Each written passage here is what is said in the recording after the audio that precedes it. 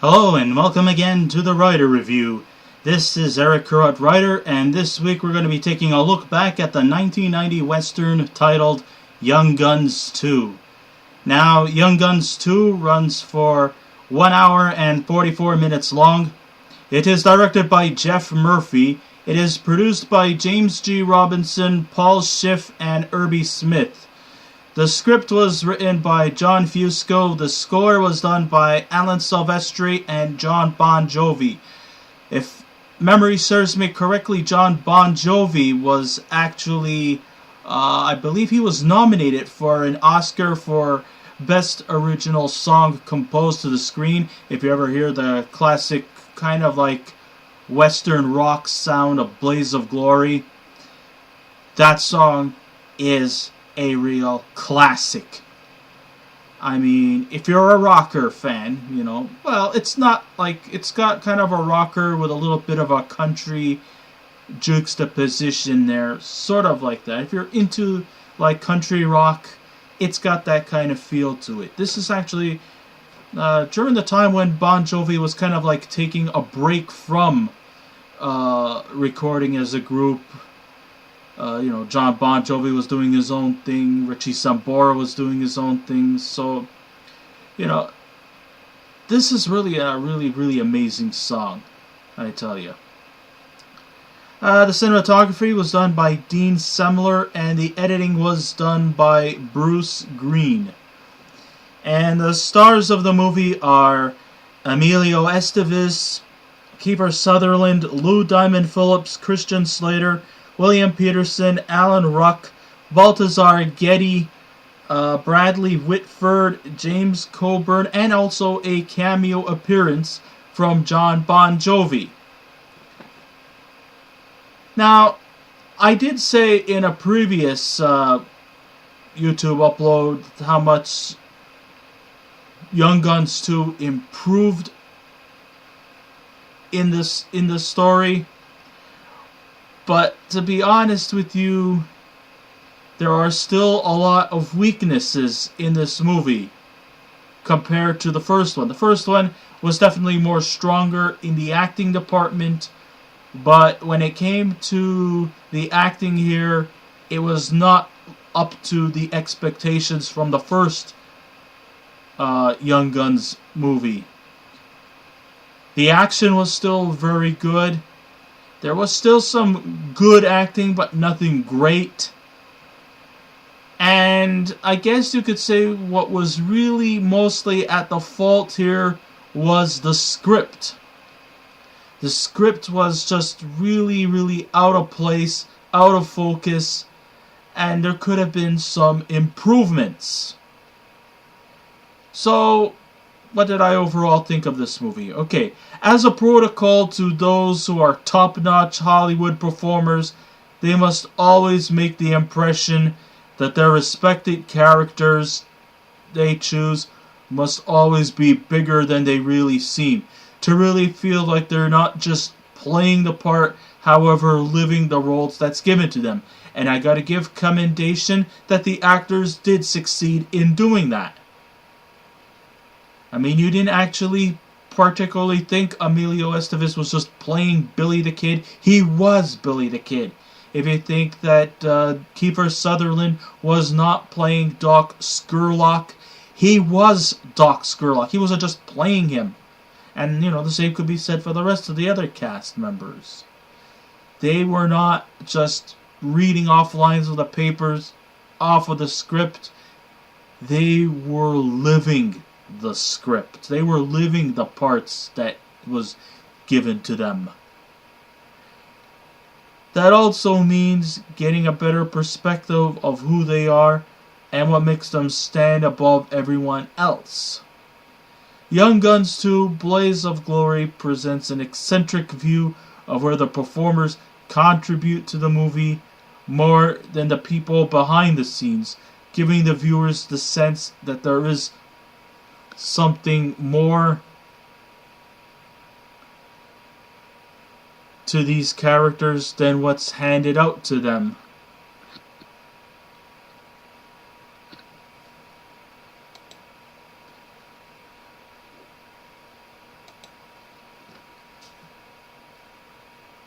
The writing, like I said, the script was where the red herring comes in this. The writing feels at times very half done.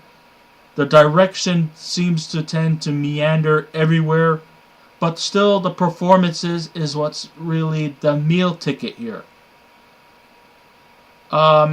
They should have just pretty much stuck with Christopher Kane, who seemed to have gotten a better sense of the first movie.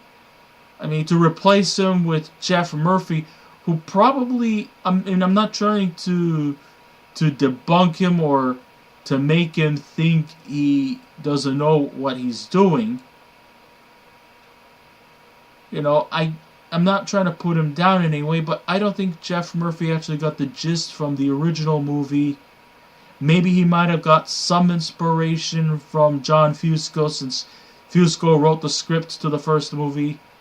But I think Fusco should have given Murphy much more help in bringing the film together, which is where the biggest weakness is.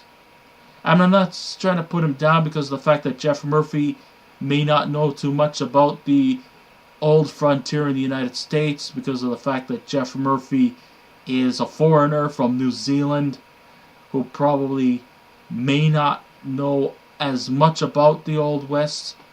Maybe he does. I mean, I'm not saying he doesn't. I just think that he probably does not have as much of the gist of Old West folklore than compared to Christopher Kane, who was born in American soil.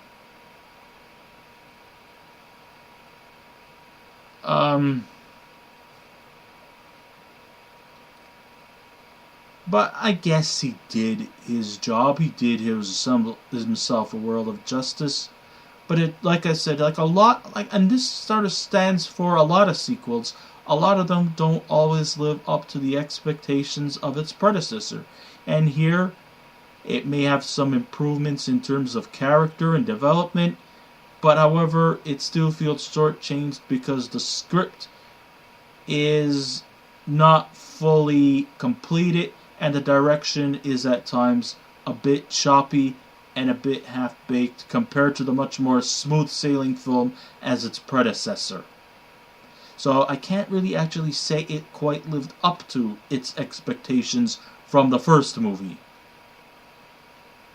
Alright, we start the opening scenes, which takes place in the year 1950, as a lawyer by the name of Charles Phelan, played by Bradley Whitford.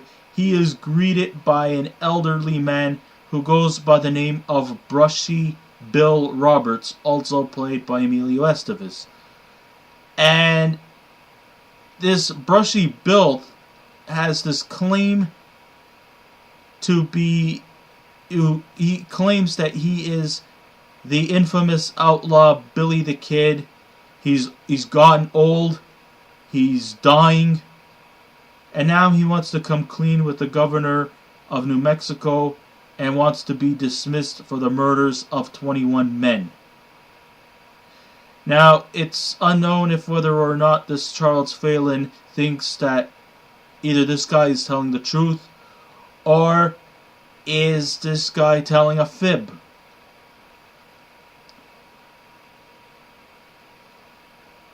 Is this guy like really is Billy the Kid?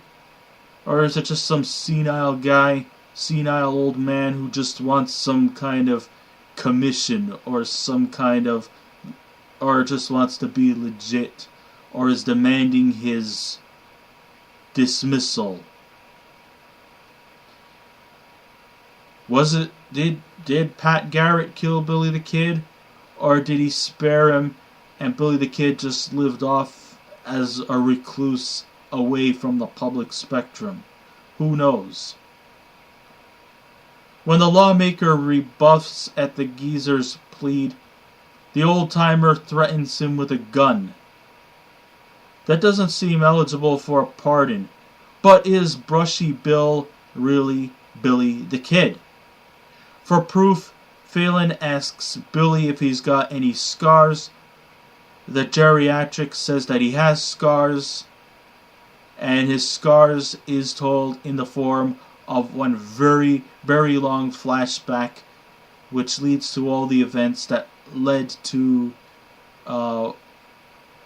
Billy the Kid's alleged death, or just, up to the point where either Pat Garrett killed him or Pat Garrett spared him.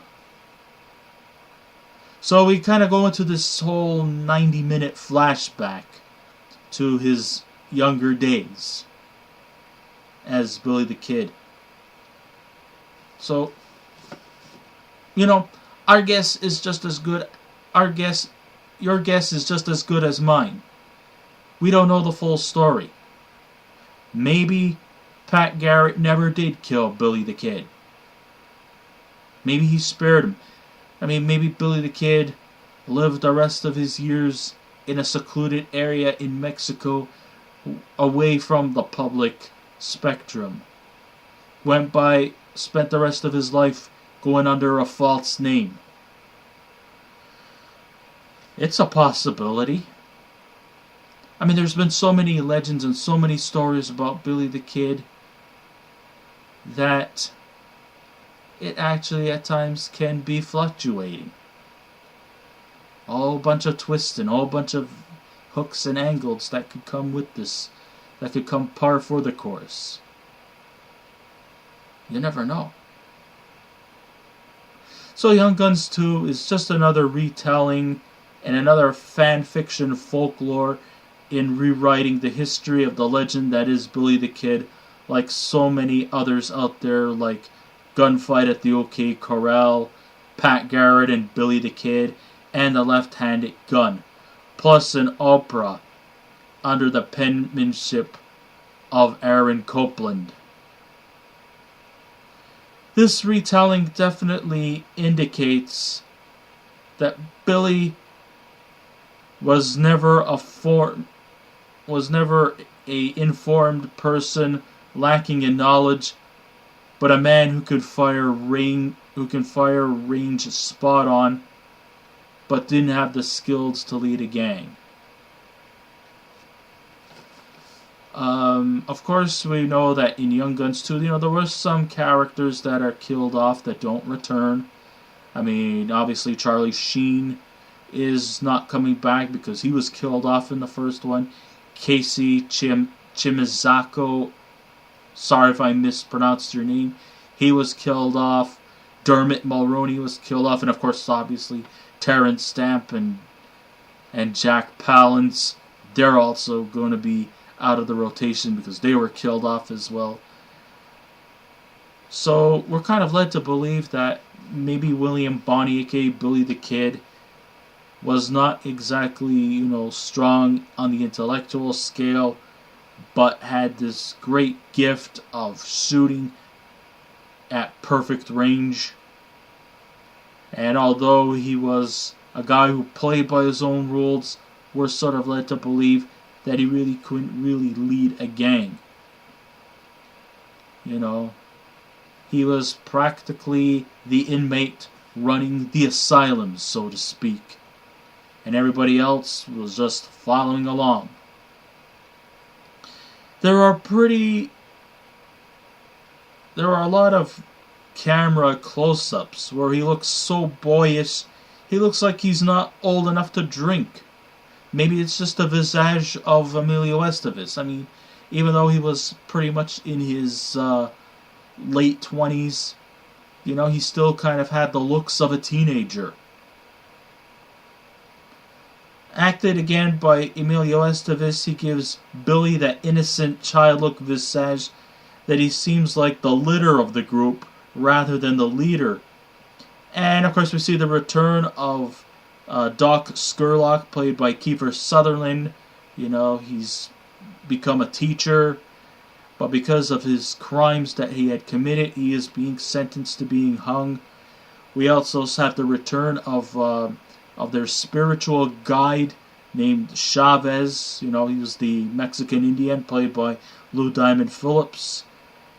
And we also have some new recruits that has joined the group, which also includes Arkansas Dave Rudabaugh, played by Christian Slater.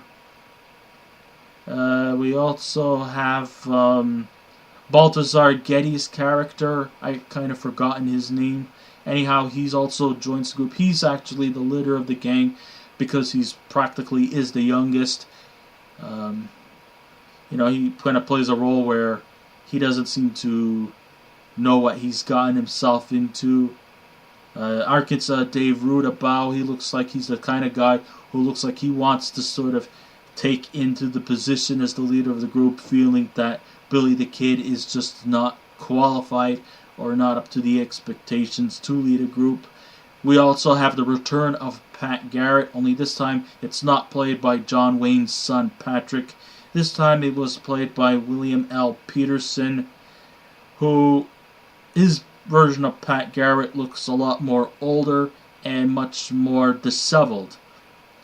This would have been a more authentic Western if they would have cast more experienced performers into the mix, like Burt Lancaster, Charles Bronson, or Anthony Quinn, who have been in Westerns in many times before.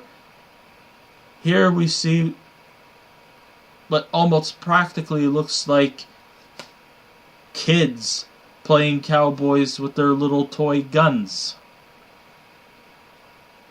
Okay, we did have James Coburn, playing kind of a small role here. And, he actually was, he was Pat Garrett in the movie Pat Garrett and Billy the Kid. Only this time he's kind of playing more like a rival ranch hand who eventually sort of becomes kind of a snitch. And, he plays that role off quite brilliantly. Like I said, by the 1980s and 1990s, the Western genre was pretty much practically almost dead. Had it not been for the success of Young Guns 1, the Western genre would have been completely expunged. Because let's face it, not anybody was really too much interested in Western genres, or they just practically ran out of ideas because the Western genres were pretty big in the 50s, 60s, during the golden era, Clint Eastwood and his spaghetti westerns, Sergio Leone, things like that. They were pretty big because, let's face it, westerns, toys that were for kids, practically, I know this might sound a bit sexist, but for little boys, Western merchandise was very, very popular in the 50s and into the 60s. Not so much so in the 70s, the 80s, and the 90s. Even though, the 90s we had some Westerns like Tombstone, Unforgiven, and Wyatt Earp amongst a few others. But they just weren't really really as popular as the action movies. These days it's pretty much superhero stuff that's kind of like the big thing in the modern era.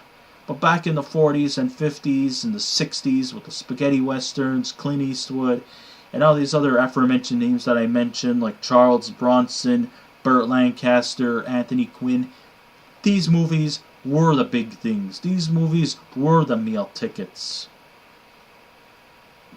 And these movies did epitomize what the movie industry was like back then.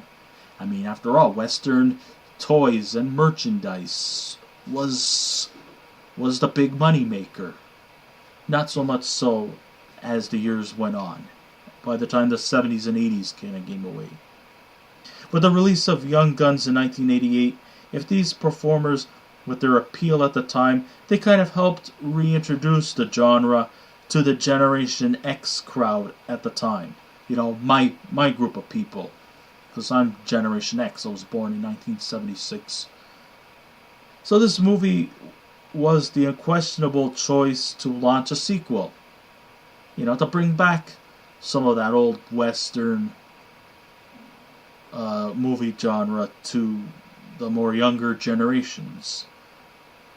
And though he returns to write the sequel, however, it's John Fusco's script that tends to touch upon all the scenarios that are commonplace in Western movies, and which at times seems to meander. It goes from one scenario to the other, and it seems to take emphasis on everything crammed into one. If they would just stick to one basic plot point, everything probably would have just meshed in a whole lot better. There's scenes at the bordello, the clueless ambush at the hillside, and even the final showdown where Pat Garrett and his troop square off against the gang is a bit of a letdown. Unlike the epical battle between Murphy and his gang against Billy the Kid and his group of regulators, that was some exciting, epical shoot-'em-up action. This one just was really lackluster. What was the attraction of the Western genre anyway? Why were so many of them were made in the golden age of films? I mean, when you think about them, yeah, sure, it sold merchandise, it sold toys for good little boys to play with, or to open up during Christmas time, like, oh wow, I got a Red Ryder gun! Or, oh cool, I got a new Western kit!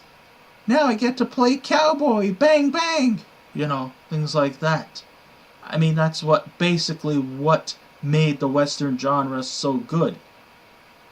But still, on the other hand, there was a lot of dark territory within the Western genre.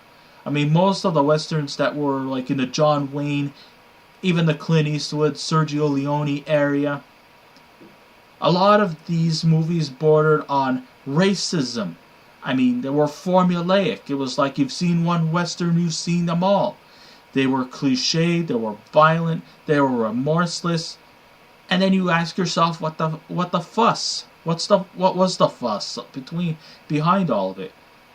Because in those days, films had very limited genres in terms of action. And because advertising and marketing on boys with action figures with the Western theme attracted kids, pretty much mostly boys, they were common in those days. To me, it was just a cringe-induced 2 hours of cowboys killing native people and feeling good about it. And, that's kind of why I never really actually felt comfortable watching Western movies. Because, as an Aboriginal, I kind of felt, at times very, very offended sitting there watching it. It was cringeworthy. But because it sold merchandise and because people were cramming in to see these movies, this was the money-making thing in Hollywood. The only difference here is that in this movie, there is actually a feeling of remorse for their cruelty and genocide. In the days of, Gary Cooper and John Wayne, genocide and massacre and, this whole ideology of one good Indian is a dead Indian theory was celebrated. It was championed. John Wayne was an icon. To me, I've always thought he was just some golden boy villain. But to the American spectrum who watched and tuned into these movies, John Wayne was considered a martyr. I don't think people have this kind of speculation in the modern era than compared to in the 50s. When, the world was racist. The whole if it's not white, it's not right theory. Which was shameful then. And if people still have this kind of frame of mind, well then, shame on you guys. But here in this movie, at least Young Guns 2 actually did have this feeling of sorrow and compassion for the things that they've done. Is it one of those too little too lates? Yeah. But it's a little more accepting.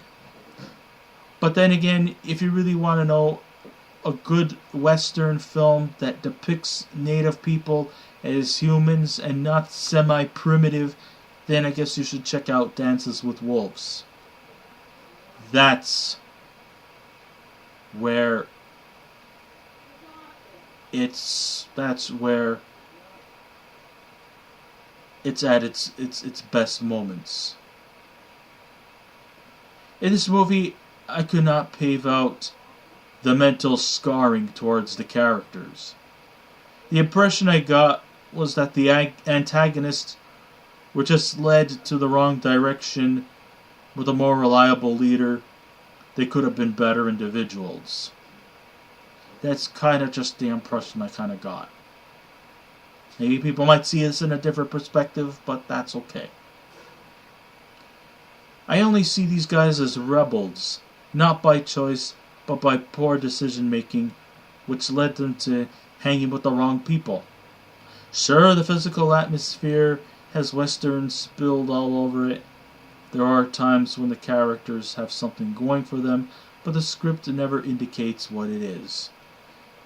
The old-timer who narrates the story, he comes across with a geezer, husky voice, detailing about opaque events from the old frontier, which is what we get in this uninspiring sequel.